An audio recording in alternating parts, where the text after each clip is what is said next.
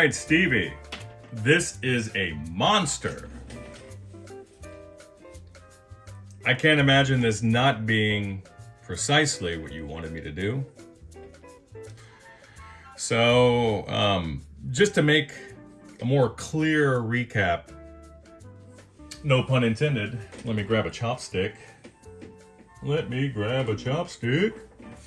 And I don't have a fancy one on hand, so this guy right here will do.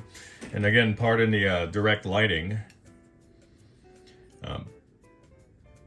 Just for everyone's edification, Stevie bought this from a tech or seller on the East Coast. It was a Blackface Princeton non-reverb at one point in its life. The cab was retolexed to blonde and that kind of oxblood grill that they had going back in the day.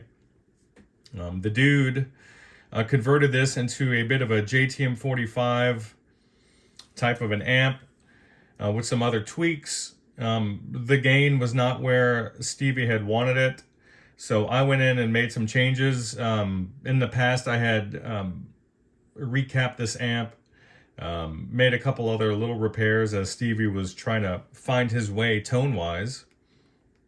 So I added this Trainwreck Type 4 master volume. I added a foot switchable gain boost using the Vibrato Pedals RCA jack. Let's see. And that gave us some gainy little treats. But it wasn't enough for Stevie, no. And that's okay, because I don't think it was enough for me at the time either. So what did I do? I went through and I basically marshalized the remainder of this preamp, except adding some additional gain where possible. I went all the way up to the point where I started running into oscillations. And then that's where I decided to stay. So she's on the verge. This is as much as she's going to give up without circuit revisions, and then me having to go through and just completely reconfigure not only the lead dress, but the type of leads we have here in the chassis. And then that's going to cause me to have to go back and then re-architect some of the mods done by the prior tech. I did bump up your filtering, which helped stave off some of the oscillations, change the lead dress. I tweaked your slope resistor here. The gain stages on the first two stages, rather, I increased gain quite a bit. Yeah, the phase inverter was being overwhelmed. Not exactly by low frequencies, but I went ahead and I would say recontoured the signal going into the phase inverter and also padded it just a bit, just so we can develop a little bit more preamp gain before the phase inverter started giving it up and just making everything into mush. Now she's tighter all the way up. So Stevie, I want you to take it like this, play on it.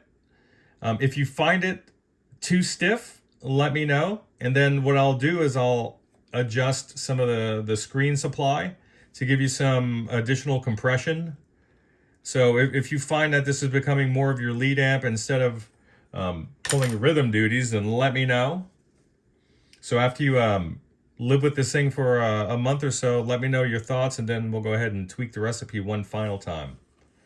So let me see if I can get you a quick sound sample before I put it back in our native cab with that speaker you have in there offhand. I think it's a Celestion 12-inch. I don't know if it's a Vintage 30 or if it's the GH. But anyway, let's get her warmed up. Give it a second. And it's pretty astounding, the range of gain that's available now. Just from the foot switch. And I'm going to simulate that just with the push-pulls on the front panel for now. So she's warming up. There's going to be a little bit of additional hiss and maybe some noise because I forgot to put my phone in airplane mode. So this is pretty much where she was prior.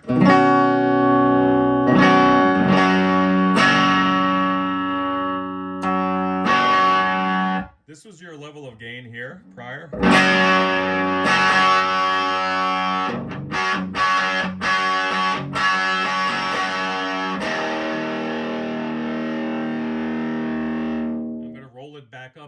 then punch the gain boost so you can see where it is now. So you can get more of a stark contrast. So here we go.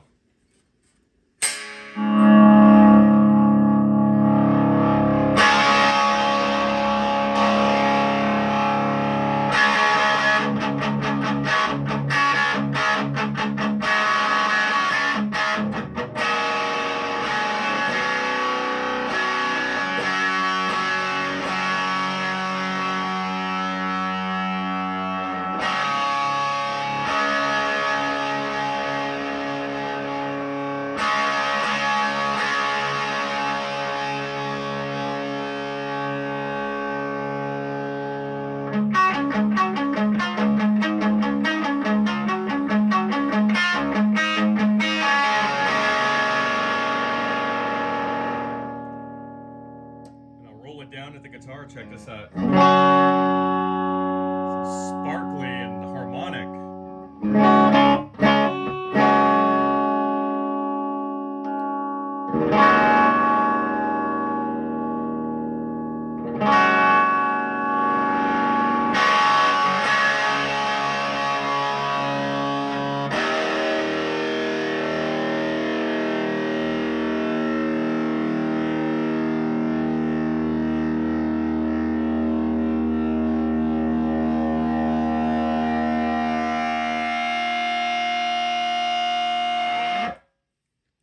Dude, is that not the end of every great Maiden album? This is spectacular. I might blueprint this pup. Bye.